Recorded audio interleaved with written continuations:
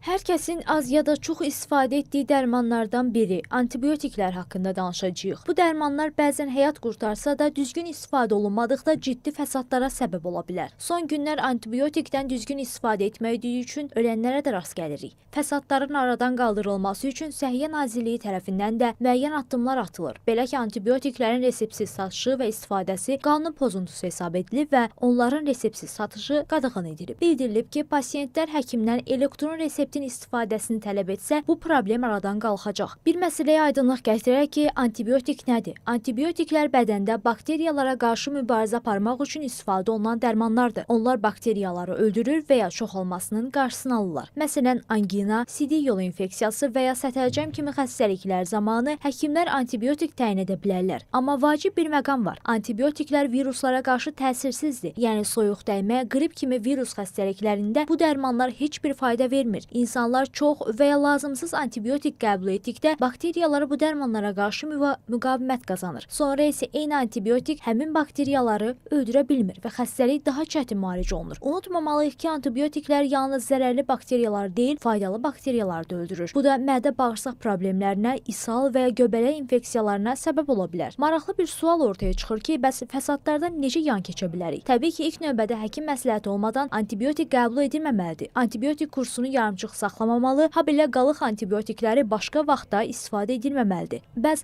hansı halda antibiotiklərə üst tuta bilərik? Ona görə də bir bakteriyal infeksiya şübhəsi varsa, o zaman antibiotik terapiyasına üst tutulmalıdır. Və bəzən də çox təəssüflər olsun ki, ev şəraitində bəzi insanların hətta sistem şəklində antibiotiklərin istifadə etdiyini görürük biz. Bunun da əlbəttə ki, verəcəyi yan təsirlər, xüsusən də bəzən də evdə anafilaktik şoka qədər gətirib çıxarda bilər. Eyni zamanda yervi dəridə infeksiyalar, əzələ infeksiyaları və ya trombların yaranması kimi ağırlaşmaları ev şəraitində biz tez-tez müşahidə edirik. Antibiotiklərdən istifadə qaydasını bilmək mütləqdir. Bu zaman nələrə diqqət edilməlidir? Bundan başqa, bəzən xəstələrdə ciddi qaraciyər çatışmazlığı, böyrək çatışmazlığı kimi halların da yaranmasına gətirib çıxarda bilər. Ona görə də antibiotik istifadə etməmişdən öncə mütləq şəkildə bir neçə də düşünmək lazımdır. Çünki təkrar vurğulayıram, bizim dost bildiyimiz antibiotiklər doğru şəkildə istifadə olunmazsa bizim ən böyük düşmənimizə çevrilə bilər. Ona görə də antibiotiki mütləq həkim təyinatı ilə istifadə olunması mütləq vacibdir.